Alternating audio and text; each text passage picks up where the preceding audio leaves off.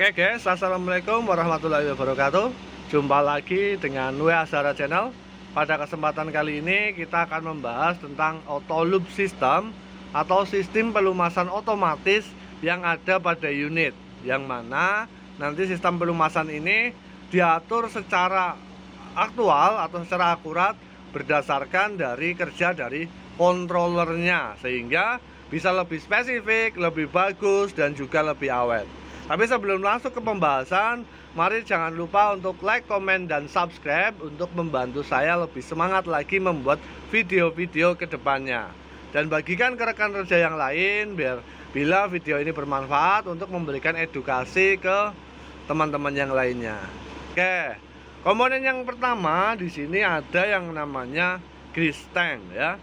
Grease tank ini fungsinya nanti menampung atau menyimpan grease yang nanti akan digunakan di auto loop system, serta nanti akan menyimpan jalur balik grease dari sistem ketika tidak digunakan ya. Dari grease tank nanti akan dihisap sama yang namanya pompa ya. Ini ada pompanya nih yang warna biru ya. Nah, pompa ini nanti fungsinya adalah mengatur dan mensuplaikan banyaknya grease yang akan disuplaikan. Berdasarkan apa? Berdasarkan pengaturan dari controller yang nanti akan mengatur dari kerja dari control valve-nya di sini. Ya.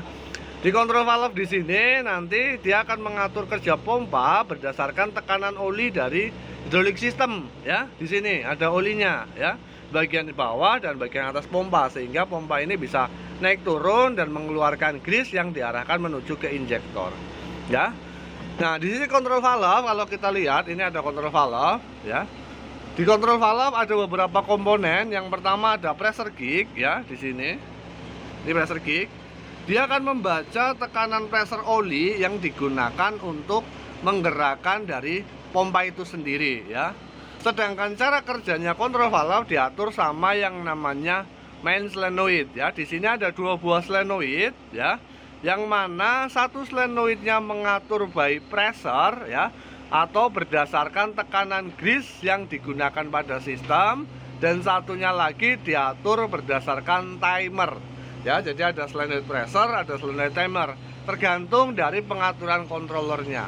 Kalau controllernya kita setting menggunakan timer, maka solenoid ini yang aktif.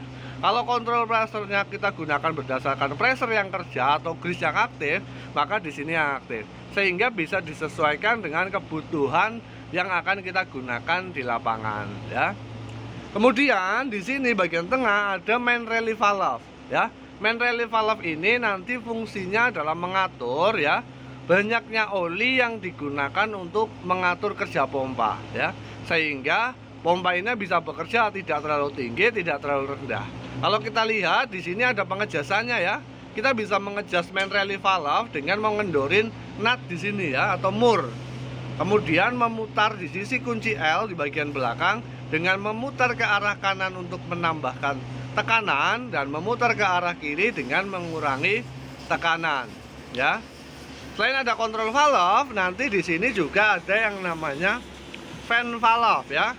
Ada yang berwarna biru di sampingnya pompa. Ini yang kita kenal dengan istilah fan valve. Fan valve ini fungsinya adalah mengatur aliran grease yang akan menuju ke injektor di sini, atau akan mengatur jumlah grease yang akan dikembalikan lagi ke tangki ya. Sesuai apa? Sesuai pengaturan dari ada atau tidak adanya oli yang mengatur di sisi bagian atasnya fan valve ya. Kemudian di sini juga ada yang namanya pressure switch ya. Pressure switch di sini, atau bukan pressure switch ya, pressure gauge, mohon maaf. Pressure gauge di sini nanti adalah membaca pressure aktual dari grease yang bekerja pada sistem auto loop ya. Nah, ketika pressure yang di sini naik, nanti akan dibaca yang namanya pressure switch ya. Pressure switch inilah nanti yang akan digunakan untuk memutus dan mematikan solenoid dari kontrol valve di sana yang berdasarkan by pressure ya. Di sini, sehingga apa? Bisa bekerja sesuai settingannya. Cara kerjanya adalah di sini. Ketika nanti solenoid ini mendapat arus ya, di sini, entah itu solenoid yang dari pressure ataupun dari timer, itu akan memberikan oli di sisi outputnya dari pompa ya, di sini. Misalkan dari bagian atas ya. Ketika memberikan oli bagian atas, dia akan mendorong pompa untuk naik dan turun, sehingga pompa di sini bisa menjadi bekerja ya. Sehingga pompa bekerja. Pada saat yang bersamaan, ketika ada pressure oli yang menggerakkan pompa, dia juga akan mendorong di sisi bagian atasnya si fan valve ya. Karena fan valve-nya ini terdorong ke bawah, maka jalur drain di sini akan tertutup ya.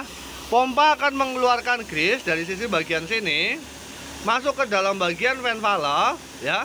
Kemudian karena jalur fan valve, jalur outputnya terbuntu karena ada terdorong sama oli, maka grease akan keluar ke sisi sini, terbaca di pressure gauge, kemudian mengarah menuju ke injektor ya, ke sana, mengarah menuju ke injektor.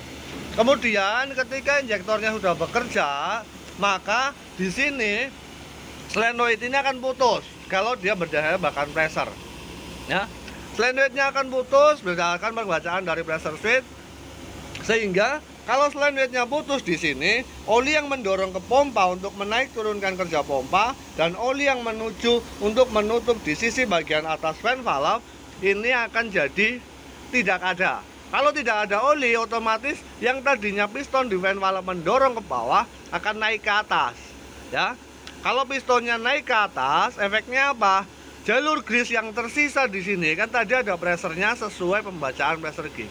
Sedangkan suplai dari pompa tidak ada pressure, sehingga grease yang dari sistem dia akan dikembalikan menuju fan valve, dikembalikan lagi menuju ke tangki agar tidak membebani ketika awal kerja dari pompanya. Itu kalau di grease pump bekerja menggunakan solenoid yang berdasarkan pressure.